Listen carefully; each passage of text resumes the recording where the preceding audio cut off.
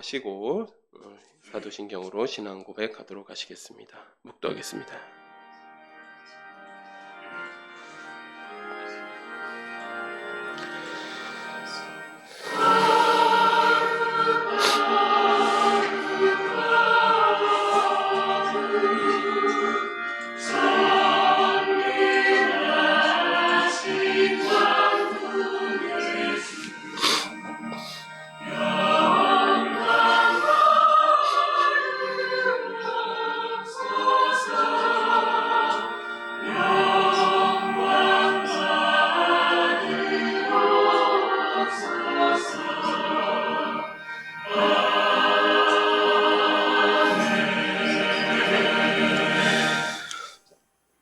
전능하사 천지를 만드신 하나님 아버지를 내가 믿사오며 그 외아들 우리 주 예수 그리스도를 믿사오니 이는 성령으로 잉태하사 동정녀 마리아에게 나시고 본디오 빌라도에게 고난을 받으사 십자가에 못 박혀 죽으시고 장사한 지 사흘 만에 죽은 자 가운데서 다시 살아나시며 하늘에 오르사 전능하신 하나님 우편에 앉아 계시다가 저리로서 산자와 죽은 자를 심판하러 오시리라. 성령을 믿사오며 거룩한 공회와 성도가 서로 교통하는 것과 죄를 사하여 주시는 것과 몸이 다시 사는 것과 영원히 사는 것을 믿사옵나이다. 아멘. 시간 찬송 500장 함께 부르시겠습니다.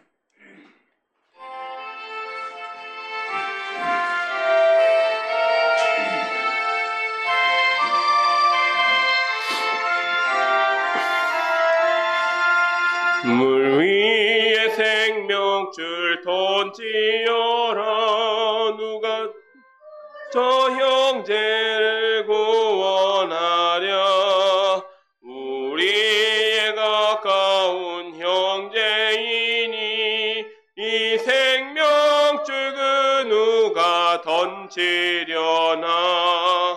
생명줄 던져 생명줄 던져 물속에 빠져간다. 생명줄 던져 생명줄 던져 지금 곧 건지어라. 너 빨리 생명줄 던지어라. 형제여 너 어찌 지체하나. 보아라 저 형제 빠져간다. 이 구조선 타고서 속히 가라. 생명줄 던져 생명줄 던져 물속에 빠져간다. 생명줄 던져 생명줄 던져 지금 곧 건지어라. 넣어서 생명줄 던지어라. 저 형제 지쳐서 허덕인다. 근심과 근심의 거센 풍파 저 형제를 휩쓸어 몰아간다. 생명줄 던져 생명줄 던져 물속에 빠져간다.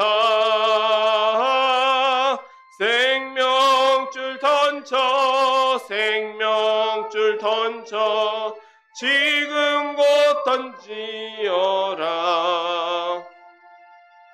위험한 풍파가 곧 지나고 건너편 언덕에 이르리니 형제여 너 어찌 지체하나. 곧 생명줄 던져서 구원하라. 생명줄 던져 생명줄 던져 물속에 빠져간다. 생명줄 던져 생명줄 밧줄 던져 지금 곧 건지어라. 아멘. 시간 제가 기도하도록 하겠습니다.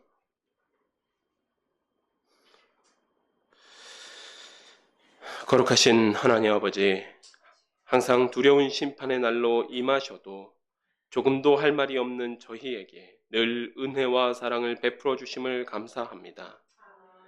그 사랑을 베풀어 주신 하나님께 예배하기 위해 저희가 이 자리에 모였습니다. 우리의 예배를 기뻐 받아 주시옵소서. 하나님, 저희가 오전에는 오래 참으시는 하나님이시나 두려움 가운데 진노로 임하시는 하나님의 모습을 살펴보게 하셨습니다. 우리가 항상 외면하기 쉬운 죄를 미워하시며 그 행한 대로 보응하시는 하나님의 모습은 참으로 대면하기 두려운 모습이었습니다.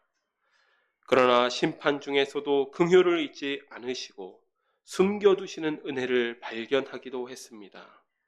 하나님, 저희가 이처럼 하나님의 사랑을 오해하여 방자히 행하지 않게 하시고 또한 두려움에 숨죽여 율법 아래에 살지도 않게 하옵소서.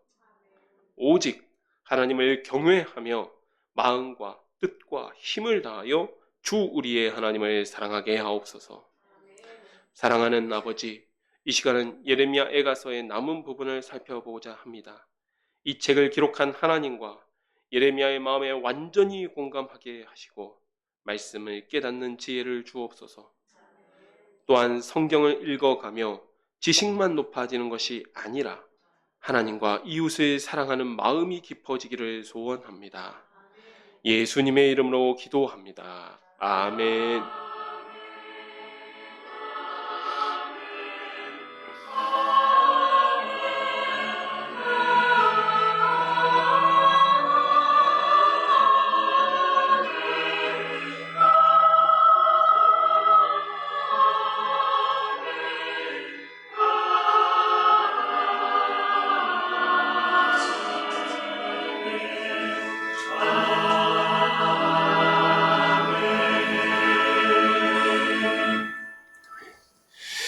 이 시간 우리에게 주신 말씀은 예레미야에가서 5장 19절에서 22절 말씀입니다.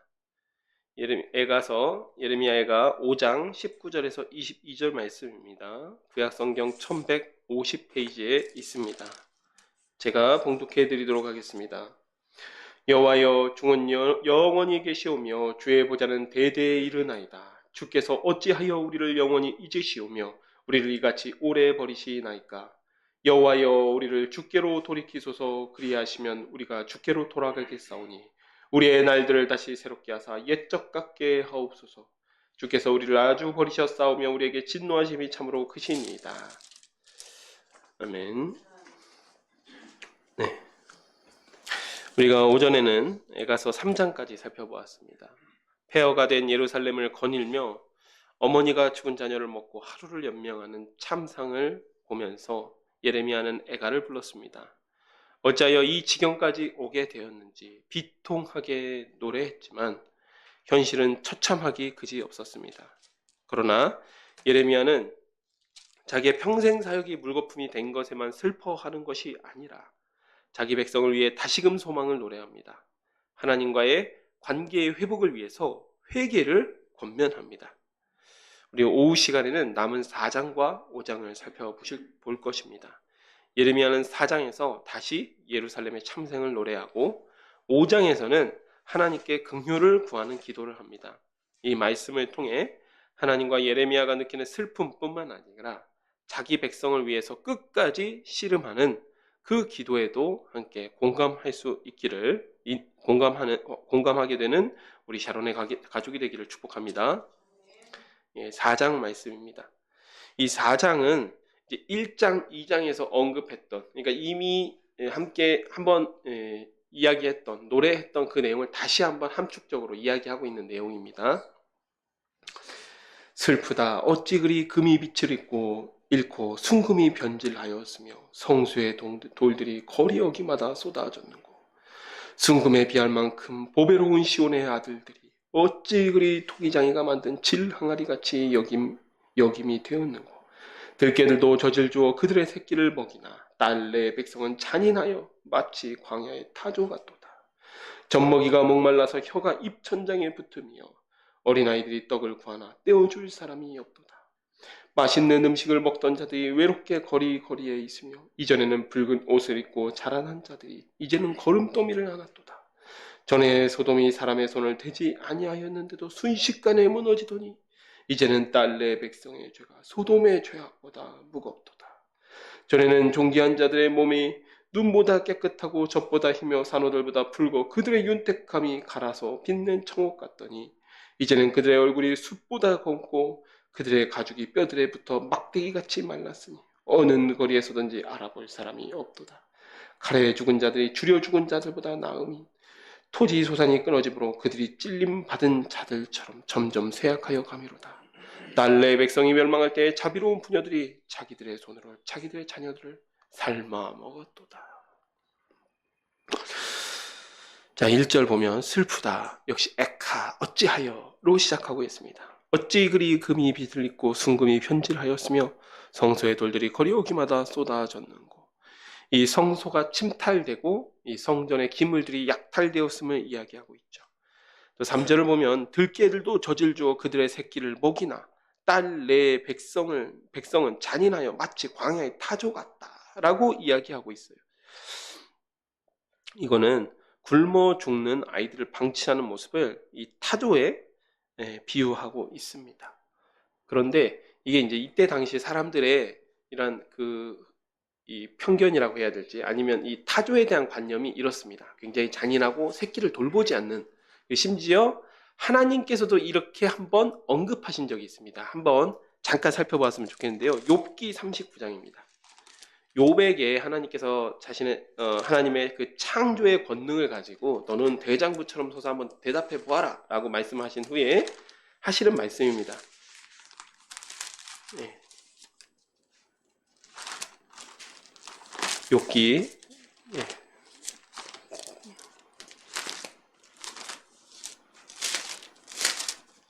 39장 13절에서 18절입니다. 함께 읽어볼까요? 타조는 즐거이 날개를 치나 학의 깃털과 날개 같겠느냐. 그것이 알을 땅에 버려두어 흙어에서 더워지게 하고 발에 깨어질 것이나 들짐승에게 밟힐 것을 생각하지 아니하고 그 새끼에게 모질게 대함이 제 새끼가 아닌 것처럼 하며 그 고생한 것이 헛되게 될지라도 두려워하지 아니하나니 이는 하나님이 지혜를 베풀지 아니하셨고 총명을 주지 아니함이라. 그러나 그것이 몸을 떨쳐 뛰어갈 때에는 말과 그 위에 탄 자를 우습게 여기느니라. 이게 타조에 대한 관념이란 것이죠. 그러니까 이 사람들이 모든 것이 약탈되어서 자신의 아이들조차 돌보고 건사할 만한 그런 힘이 없는 상태를 타조에 지금 비유하고 있다는 것입니다. 또 이 타조를 어리석은 동물이라고 하고 있죠. 이 이야기는 전쟁의 참상에 예루살렘 백성들이 자기가 낳은 자기 자식들조차 돌볼 여유가 없고, 심지어 다시 나오죠. 10절에 자비로운 부녀들이 자기의 자녀들을 삶아 먹었다. 이런 참상을 이야기하고 있습니다. 자, 그리고 9절에 칼에 죽은 자들은 주려 죽은 자들보다 나음은 토지 소산이 끊어짐으로 그들이 찔림을 받은 자들처럼 점점 쇠약하여 갑니다. 이렇게 이야기하고 있는데 그 참상이 얼마나 끔찍한 것이었으면 예레미야 선지자가 이야기하죠. 차라리 칼 맞아 죽은 것이 낫다라고 이야기하고 있습니다. 왜 그렇습니까? 칼 맞아 죽으면 단칼에 그냥 목숨을 잃는 것이지 않습니까? 그런데 이 굶어 죽는 건 너무 고통스러운 거죠. 먹을 것이 없어서 굶어 죽는 것은 매일매일 그렇다고 누가 양식을 주겠습니까? 이미 다 약탈당했고 이미 다 거두었던 양식은 다 먹어서 남은 것이 없고, 그러니까 굶어 죽는 것이 너무 끔찍하다라는 이야기를 지금 하고 있는 것입니다. 자, 우리 11절 이하는 다시 하나님의 시선에서 바라본 예루살렘의 죄를 이야기하고 있습니다. 여호와께서 그의 분을 내시며 그의 맹렬한 진노를 쏟으시며 시온에 불을 지르사 그 터를 사르셨도다. 바벨론 군대가 침탈해서 5월에 왕궁과 성전을 불태웠죠. 대적과 원수가 예루살렘 성문으로 들어갈 줄은 세상의 모든 왕들과 천하 모든 백성이 믿지 못하였었도다. 그의 선자들의 죄와 제사장들의 죄악들 때문이니 그들이 성읍 안에서 의인들의 피를 흘렸도다. 그들이 거리거리에서 맹인같이 방황하며 그들의 옷들이 피에 더러워졌으므로 아무도 만질 수 없도다. 사람들이 그들에게 외쳐 이르기를 저리 가라 부정하다 저리 가라 저리 가라 만지지 말라 하였으며 그들이 도망하여 방황할 때에 이방인들이 말하기를 그들이 다시는 여기서 살지 못하리라 하였도다. 여호와께서 노하여 그들을 흩으시고 다시는 돌보지 아니하시리니 그들이 제사장들을 높이지 아니하였으며 장로들을 대접하지 아니하였음이로다. 우리가 헛되이 도움을 바람으로 우리의 눈이 탕하며 우리를 구원하지 못할 나라를 바라보고 바라보았도다. 그들이 우리의 걸음을 엿보니 우리가 거리마다 다 다닐 수 없으며 우리의 끝이 가깝고 우리의 날들이 다하였으며 우리의 종말이 이르렀도다. 우리를 뒤쫓는 자들이 하늘의 독수리들보다 빠르며 산 꼭대기까지도 뒤쫓으며 광야에서도 우리를 잡으려고 매복하였도다. 우리의 콧김 곧 여호와께서 기름 부으신 자가 그들의 함정에 빠졌으며 우리가 그를 가리키며 전에 이르기를 우리가 그의 그늘 아래서 이방인들 중에 살겠다 하던 자로다. 우스 땅에 사는 딸 에도마 즐거워하며 기뻐하라. 자니 내게도 이를지니 내가 취하여 벌거벗으리라. 딸 시온아 내 죄악의 형벌이 다하였으니 주께서 다시는 너로 사로잡혀 가지 아니하게 하시리로다. 딸 에도마 주께서 내 죄악을 벌하시며 내 허물을 드러내시리로다. 예루살렘의 죄를 이야기하면서 첫 번째로 언급되는 것이 다시 언급되는 것이 거짓 선지자들입니다. 13절에 그의 선지자들의 죄들과 제사장들의 죄악 때문이니 그들이 성읍 안에서 의인들의 피를 흘렸도다 라고 이야기하고 있죠. 이스라엘이 패망한 가장 큰 책임은 바로 거짓 선지자들과 제사장들에게 있습니다. 또한 그들은 의인의 피를 흘렸습니다. 의인들의 피를 흘린 것이죠. 예레미야 26장에 이 예레미야가 고발당하는 장면들이 나오는데 예레미야는 참으로 다행스럽게도 그때 당시에 요시야 왕의 신하들 그나마 그래도 거룩한 자들이 남아 있어서 그를 구명하여 주었습니다. 그런데 그런 구원함을 받지 못했던 인물도 있었죠.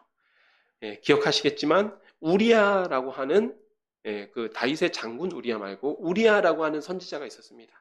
진짜 선지자였고 여호야김 앞에서 예언하였다가 여호야김 왕의 추격대에 의해서 붙잡혀 와서 예루살렘에서 죽임을 당하고 맙니다. 이렇게 의인들의 피를 흘렸습니다. 우리야 외에도 진리의 말씀을 전하는 자들은 핍박을 당하고 백성들의 세속적 욕망을 자극하는 또 그것들을 아부하는 예언을 했던 자들 추앙을 받았습니다.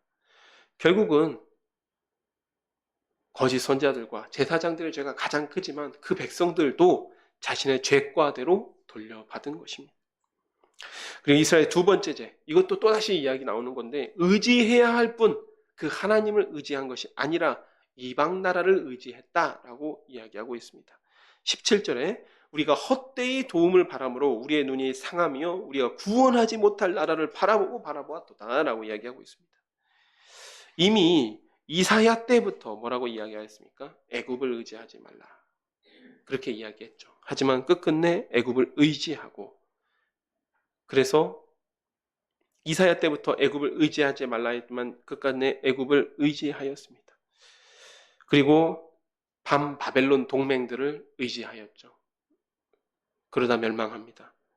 그래서 20절 우리의 콧김, 이거 콧김이란 말은 히브리어로 루아흐입니다. 루아흐는 바람이라고도 번역이 되지만 보통 영, 생명으로도 번역되는 단어가 루아흐죠.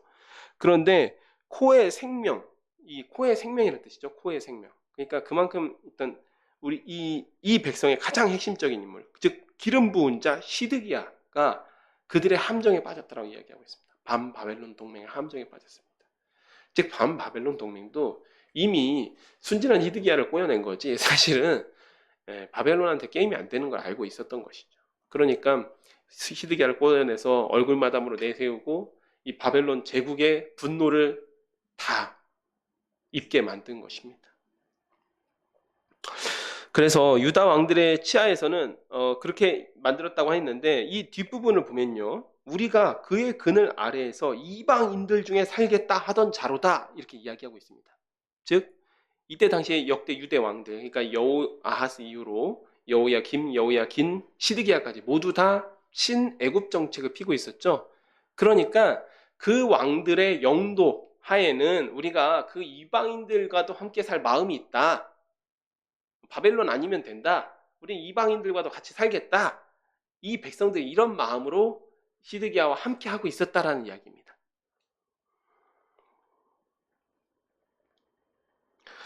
그 당시의 여론이었던 것이죠. 그러나 그 결과는 애굽도 도와주지 못하고 바벨론도 반바벨론 동맹은 바벨론이 침략할 때 유다를 외면했습니다. 21절에서 22절은 그 중에서도 가장 악질적이었던 나라가 있었죠. 에돔입니다. 에돔. 에돔에 대한 탄원인데 이 우스 땅에 사는 딸 에도마라고 이야기하는 건 우스는 이 에서 자손 중에 에돔 족장 중에 한 명입니다. 에서의 아들은 아니고요. 에서 자손 중에 족장 중에 한 사람의 이름이 우스입니다. 즉 이 에돔을 대표할 수 있는 족장의 이름을 이야기하는 것이죠. 에돔을 이야기하는 것입니다. 그 에돔은 반바벨론 동맹에 가담했습니다. 그래서 27장에 보면 예루살렘의 반바벨론 동맹에 회합을 할 때에 이 에돔 왕도 참여를 해요. 그런데 정작 바벨론이 쳐들어오자 이 에돔은 어떻게 하냐면 바벨론과 함께 예루살렘을 약탈합니다. 기회를 틈타서 예루살렘에 약탈한 것이죠. 그랬기 때문에 예레미야도 오바댜도 모두 다 에돔에 대해서는 이를 갈면서 이 하나님 앞에 이들의 죄악을 탄원하고 있는 것입니다. 거룩한 백성이 허점을 보이자 에돔 같은 악한 이들이 그 허점을 파고들어서 그들의 살점을 물어뜯는 것이죠. 자, 5장은 이제 마지막으로 드리는 이 예레미야가 하나님 앞에 드리는 이 탄원에 또 긍휼을 구하는 기도입니다. 함께 5장은 함께 단번에 끝까지 읽어보도록 하겠습니다. 여호와여, 우리가 당한 것을 기억하시고 우리가 받은 치욕을 살펴보옵소서. 우리의 기업이 외인들에게, 우리의 집들도 이방인들에게 돌아갔나이다.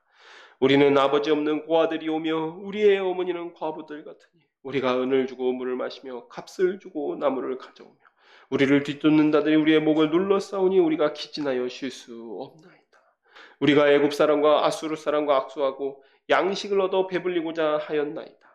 우리의 조상들은 범죄하고 없어졌으며 우리는 그들의 죄악을 담당하였나이다. 종들이 우리를 지배하며 그들의 손에서 건져낼 자가 없나이다.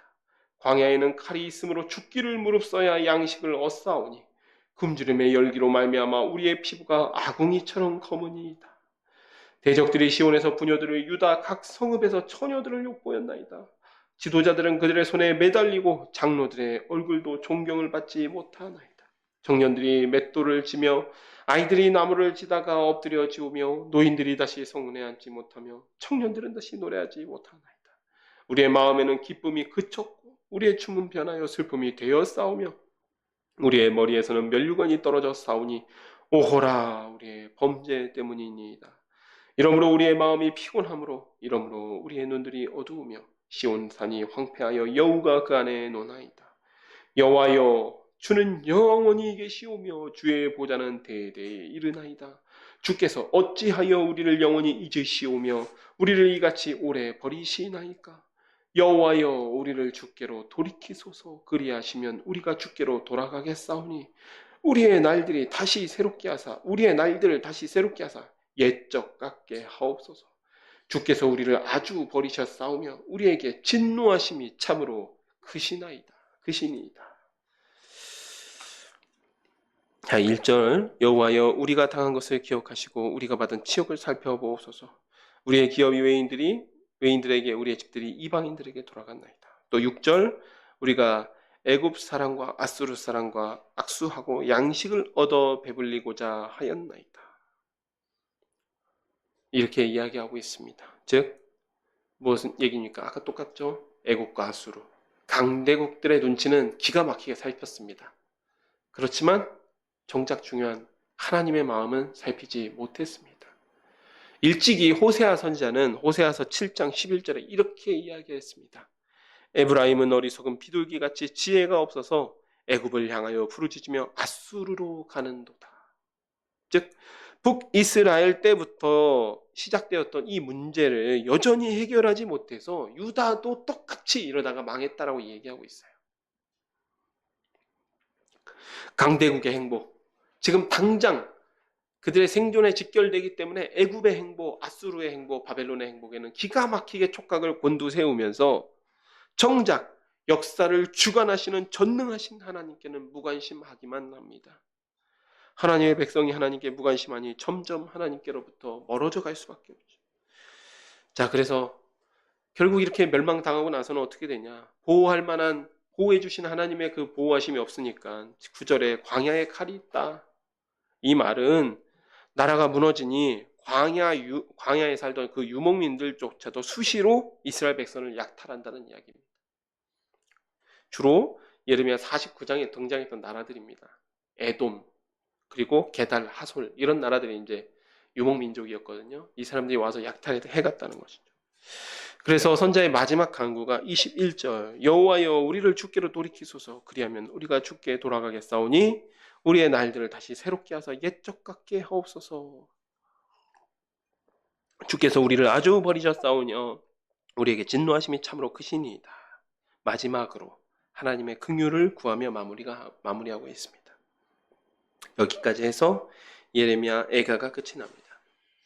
이 역대하 35장 25절에는 이 요시야 왕이 죽었을 때에도 예레미야가 애가를 지었다라고 기록되어 있습니다. 요시야 왕은 예레미야 사역 전반기를 함께했던 왕이죠. 그리고 참으로 예레미야가 제가 예레미야였다면 아마도 사역할 맛이 나게 하는 그런 왕이었을 것 같습니다. 왜냐하면 하나님께서 유다의 죄를 지적하시고 말씀하시는 대로 정말 전심을 다해서 그것을 고치고 회개하고 돌려놓기 위해서 정말 노력했던 왕이 요시야 아니었습니까? 그런데 그런 인물이 죽자 예레미야가 애가를 지어서 애도합니다. 그리고 그러나 본문의 애가는 예레미야가 평생을 예언한 그 말씀 그대로가 성취된 모습을 보았죠. 예레미야는 그 말씀이 성취되지 않기를 원했을 겁니다. 하나님께서 뜻을 돌이키사 유다에게 내리시기로 작정하신 그 재앙을 거두셨더라, 이런 결과를 기대했는데 40년 동안이나 예언했지만, 사역을 했지만 전반기에 요시야의 통치기 외에는 모두가 다 물거품이 되어버렸습니다. 아름답던 도성이 불타고 성전은 약탈되고 제사장들은 죽임을 당했습니다. 거리에는 시체가 질비하고 어린아이를 잡아먹는 일들이 횡행합니다. 그런 비참한 광경을 보며 예레미야는 피눈물을 흘렸을 것입니다. 그러나 그는 거기에서 좌절하고 낭망하지 않았습니다. 비록 낙심했더라도 자기 백성을 위해 끝까지 기도합니다. 예레미야가 기도하는 모습들을 보면요, 무조건 하나님의 자비를 구하는 기도를 하지는 않습니다. 하나님께 기도할 때조차도 이스라엘 백성이 범한 죄를 철저히 회개하면서 하나님의 긍휼을 구하고 있습니다. 사실 여러분, 말이야 바른 말이지, 이스라엘 백성은 예레미야에게 있어서 정말 애증의 존재 아니겠습니까? 예레미야는 일방적으로 사랑했습니다. 자기 백성을 사랑했어요. 그러나 이스라엘 백성은 예레미야의 말을 존중하지 않았습니다. 거짓 선지자들에게 선동되어서 예레미야를 핍박하고 또 학대했습니다. 심지어 그의 말년까지 고향에서 죽고자 한 예레미야의 뜻에 반해 이방 땅 애굽으로 끌고 가기까지 합니다. 그러나 예레미야는 그런 백성을 위해 다시 기도합니다. 어리석고 패역한 백성을 포기하지 않고 끝까지 그들의 중보자를 자청했습니다. 사랑하는 여러분, 저는 이것이 진리를 아는 자의 자세라고 생각합니다. 그렇게 믿습니다. 하나님의 두려운 진노가 임하는 중에도 그 백성을 위해 씨름하는 그런 인물이 하나쯤은 존재해야 되지 않을까요? 어쩌면 우리가 살아가는 이 시대도 이와 다르지 않을 것 같습니다. 그러나 하나님께서는 우리를 이 세대를 정죄하기 위해 보내지 않으셨음을 확신합니다. 하나님의 두려운 진노의 때가 임하기 전 끝까지 이 땅을 위해서, 또 이 민족을 위해서, 또 여러분이 속한 그곳을 위해서 복음을 전하는 우리 샤론의 가족이 되시기를 축복하며 제가 기도하고 말씀을 맺도록 하겠습니다. 하나님 아버지 참으로 감사드립니다. 오늘 오전 오후 시간을 통하여서 예레미야 예가를 처음부터 끝까지 살펴보았습니다. 주님, 정말 그 선지자의 평생의 회한과 또 그 비탄이 담겨 있는 그 슬픔의 시를 읊으며 저희 역시도 같은 마음으로 공감하게 됩니다. 주님 또한 그 예레미야 뒤에 계시는 이스라엘 백성을 그토록 사랑하셨음에도 불구하고 이스라엘 백성들의 반역으로 말미암아 배신당하신 하나님 아버지의 아픈 마음을 살펴보게 됩니다. 주님, 그러나 하나님 아버지께서도 그러하셨고 그분의 말씀을, 아버지의 말씀을 받은 예레미야도 그러했듯이 단순히 진리의 말씀으로 패역한 백성을 정죄하는 것이 아니라 그들이 돌아오기를 눈물 지으며 끝까지 기도하고 중보하였던 인물들의 자세를 보게 하여 주시옵소서. 우리도 그들과 같이 먼저 진리를 안 자로서 세상을 정죄하기보다 이 세상의 죄악을 바라보며 이 세상의 아픔을 바라보며 끝까지 이 세상이 복음을 알도록 예수 그리스도를 믿을 수 있도록 중보하는 그런 중보자로 살아가는 우리 샤론의 가족이 되게 하여 주시옵소서. 예수님의 이름으로 기도드렸습니다. 아멘. 이 시간 찬송 54장 부르시고 주기도문으로 예배를 마치도록 하겠습니다.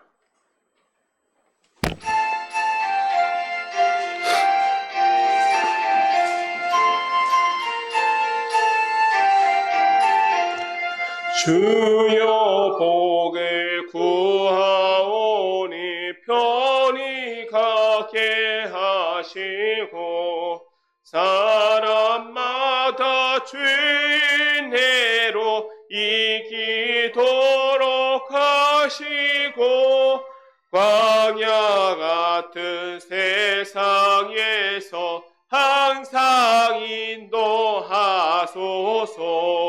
주의 복된 말씀 듣고 무한 감사합니다. 구원받은 주의 성도 열매 맺게 하시며 하나님이 우리 함께 항상 계시옵소서.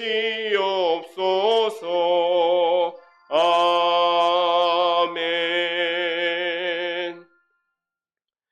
하늘에 계신 우리 아버지여, 이름이 거룩히 여김을 받으시오며 나라가 임하시오며 뜻이 하늘에서 이루어진 것 같이 땅에서도 이루어지이다.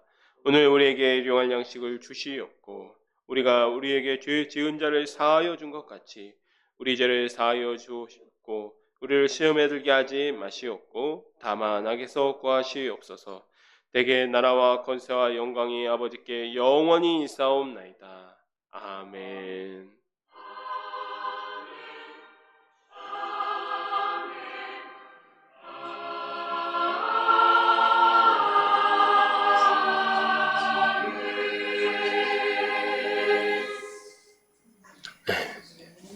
네, 예배 마쳤습니다. 하나님께 영광과 감사의 박수 올려드리겠습니다.